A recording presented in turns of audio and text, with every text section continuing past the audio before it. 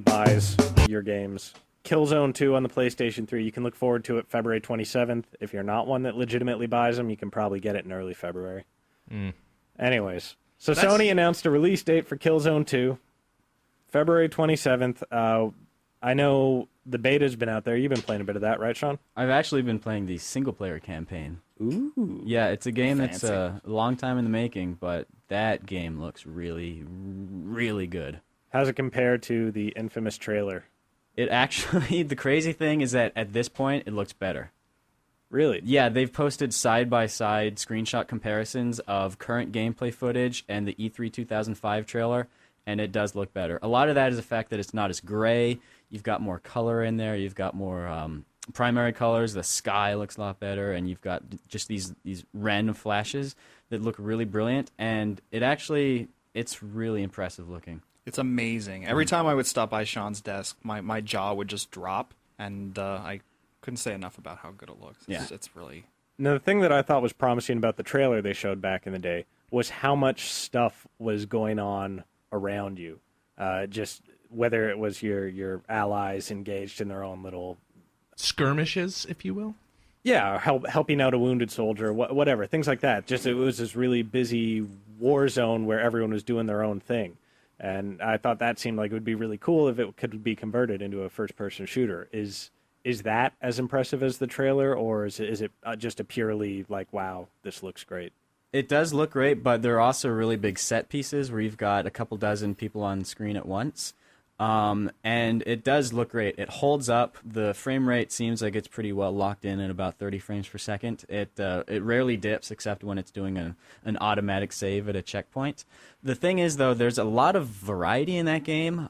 You do have those big, huge battles. We showed one on the spot last week. It was on a bridge, and there's just a ton of crap going on. Explosions, bullets, everything, and it looks really good. But there's also parts where you're going through these narrow hallways, these urban alleyways, and things like that. So it does mix it up. It does have a good variety in the setting. But yeah, the game looks really good. Although a lot of the times you're really only focused on what you're doing because it's not a big sort of squad game. You're rarely looking at your teammates to see what they're doing. It's the type of game where you can really take charge and just focus on what you have to do. What makes it different from all the other first-person shooters out there? Because there are a lot of them. A lot of them are really good. Glowing red eyes, number one. One thing that really separates it is the cover mechanic. And what makes it different is that it's a first-person cover mechanic. I talked to Kevin about this last week. We were trying to think of, like, how many games are there, how many first-person shooters have you played where you go into cover and you stay in that first-person perspective? A lot of games like Rainbow Six or the new James Bond game, they pop you out into the third person so you can see everywhere, and you have this wide camera angle, and you know where the bad guys are so that when you pop up, you know where to shoot them. But in Killzone 2, you're stuck in first person. Your vision is slightly obscured, and you pop up, and you need to know where the guy is right away to start shooting them. Is it like Time Crisis then? Time Crisis was the big comparison. I never actually played that, so. Yeah, but even then, it seems... I mean, there's just too many differences between those games for me to like tie that exact parallel between them like that. So is it disorienting being in the first-person view and then taking cover, and all of a sudden you're either looking to the side or looking at a wall or something? It's not disorienting because you can still see. You can peek over the top of that cover, and you can like lean out of the doorway and see outside of you. So it's not like your vision is gone and then your vision pops in, just a sudden shift. You can kind of see where guys are. You can get a good idea, but your vision is obscured enough that there is that random bit of luck when you're popping out and you're like, holy crap, I hope there's a guy there because he's going to be shooting at me. I need to be shooting at him. So you don't completely lose the sense of your surroundings, but it's enough where if they're quick, maybe they flank around your cover and you get a nasty surprise. And the game is hard enough on its own. The bad guys, the Hellgas, will take a lot of damage, and you can die pretty quickly. So it just makes it all that more thrilling. And I had a really good time with it. I wasn't expecting the game to be that good, but I enjoyed it pretty thoroughly. I was just saying, I'm kind of curious. I don't want this to become like a Q&A answer for Sean on Killzone 2. I was just curious about, like, friendly AI was a big part of the first game, which I wasn't the biggest fan of, quite honestly. But like you always had like that AI teammate with you.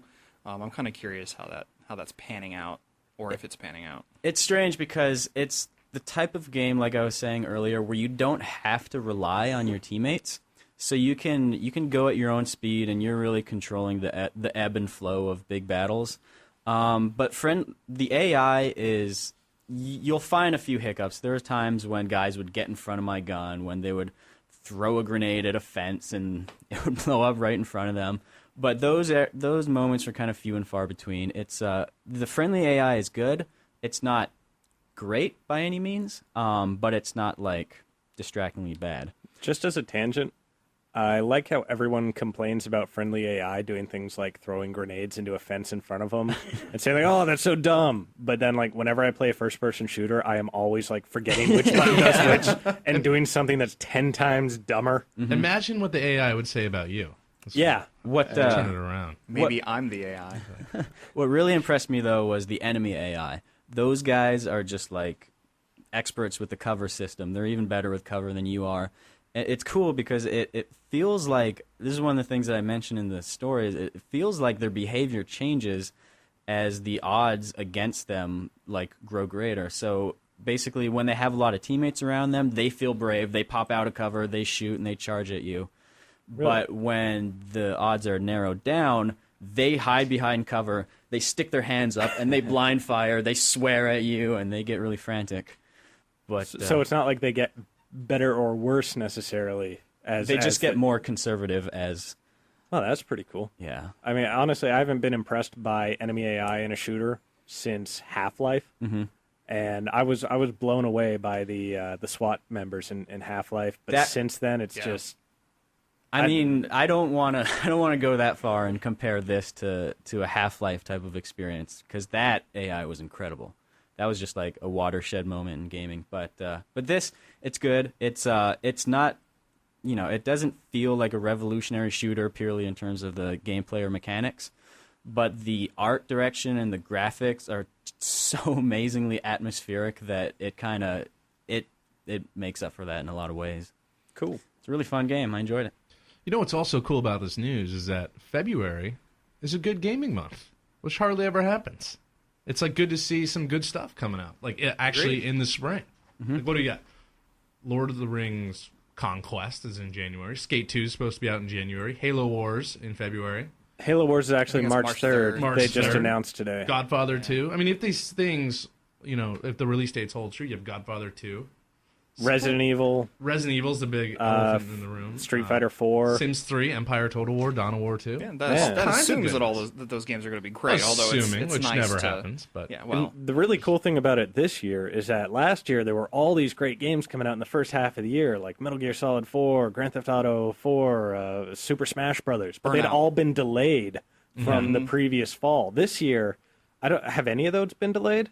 Maybe Lord of the Rings Conquest? Probably to avoid the November crush of awesomeness. Right. Yeah, the big thing to remember is that this holiday season was like so massive. You have to think maybe these were games that are originally scheduled for a holiday release, but then their publishers, before a release date was ever announced, they were like, "Holy crap, let's hit the brakes for a bit and move it to the beginning of the year." I'm thrilled that people are figuring this out. That the game industry, especially if you're talking about hardcore titles, that they can support big releases year round. Yeah. Mm-hmm. Yeah. Because I will be so grateful if I never have to go through another summer doldrums of absolutely nothing. Yeah. I mean, we're not kids getting games as Christmas presents anymore. We can buy games in April. It's fine, Go ahead and release your game in April.